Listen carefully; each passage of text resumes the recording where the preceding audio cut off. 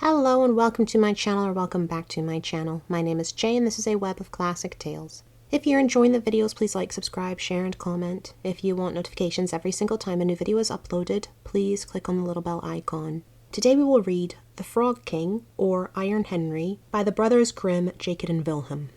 In old times, when wishing still helped one, there lived a king whose daughters were all beautiful. But the youngest was so beautiful that the sun itself, which has seen so much, was astonished whenever it shone in her face. Close by the king's castle lay a great dark forest, and under an old lime tree in the forest was a well. And when the day was very warm, the king's child went out into the forest and sat down by the side of the cool fountain. And when she was dull, she took a golden ball and threw it up on high and caught it, and this ball was her favourite plaything. Now it so happened that on one occasion the princess's golden ball did not fall into the little hand which she was holding up for it, but onto the ground beyond, and rolled straight into the water. The king's daughter followed it with her eyes, but it vanished, and the well was deep, so deep that the bottom could not be seen. On this she began to cry, and cried louder and louder, and could not be comforted. And as she thus lamented, someone said to her, "What ails thee, king's daughter? Thou weepest so that even a stone would show pity." She looked round to the side from whence the voice came, and saw a frog stretching forth its thick, ugly head from the water. "Ah, old water splasher, is it thou?" she said. "I am weeping for my golden ball, which has fallen into the well." "Be quiet and do not weep," answered the frog. "I can help thee, but what wilt thou give me if I bring thy plaything up again?" "Whatever thou wilt have, dear frog," said she. "My clothes, my pearls and jewels, and even the golden crown which I am wearing." The frog answered, "I do not care for thy clothes, thy pearls and jewels, or thy golden crown. But if thou wilt love me, and let me be thy companion and playfellow, and sit by thee at thy little table, and eat off thy little golden plate, and drink out of thy little golden cup, and sleep in thy little bed, if thou wilt promise me this, I will go down below and bring thee thy golden ball up again." "Oh yes," said she, "I promise thee all thou wishest, if thou will but bring me my ball back again." She, however, thought, "How the silly frog does talk. He lives in the water with the other frogs and croaks, and can be no companion to any human being." But the frog, when he had received this promise, put his head into the water and sank down, and in a short while came swimming up again with the ball in his mouth, and threw it on the grass. The king's daughter was delighted to see her pretty plaything once more, and picked it up and ran away with it. "Wait, wait," said the frog. "Take me with thee. I can't run as thou canst." But what did it avail him to scream his croak after her as loudly as he could?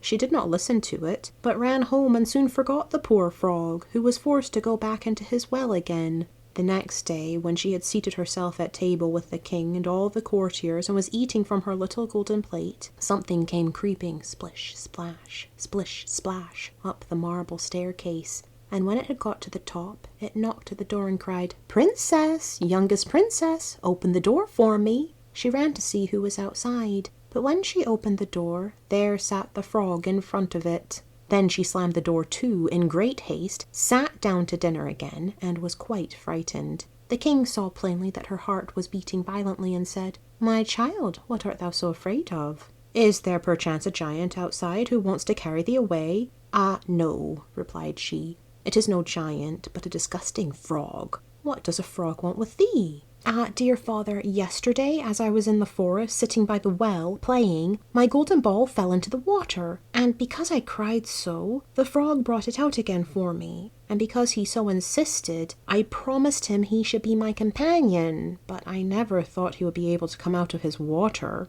and now he is outside there and wants to come in to me." In the meantime it knocked a second time and cried, "Princess, youngest princess, open the door for me. Dost thou not know what thou saidst to me yesterday by the cool waters of the fountain? Princess, youngest princess, open the door for me." Then said the king, "That which thou hast promised must thou perform. Go and let him in." She went and opened the door, and the frog hopped in and followed her step by step to her chair. There he sat and cried, "Lift me up beside thee." She delayed until at last the king commanded her to do it. When the frog was once on the chair, he wanted to be on the table, and when he was on the table he said, "Now push thy little golden plate nearer to me that we may eat together." She did this, but it was easy to see that she did not do it willingly. The frog enjoyed what he ate, but almost every mouthful she took choked her. At length he said, "I have eaten and am satisfied. Now I am tired. Carry me into thy little room and make thy little silken bed ready, and we will both lie down and go to sleep."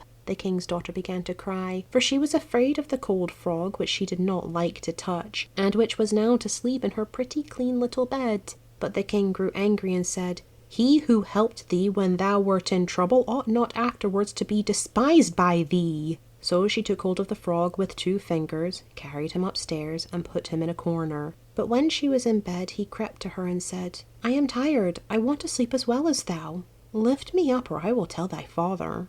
Then she was terribly angry, and took him up and threw him with all her might against the wall. "Now thou wilt be quiet, odious frog," said she. But when he fell down, he was no frog, but a king's son with beautiful kind eyes. He, by her father's will, was now her dear companion and husband.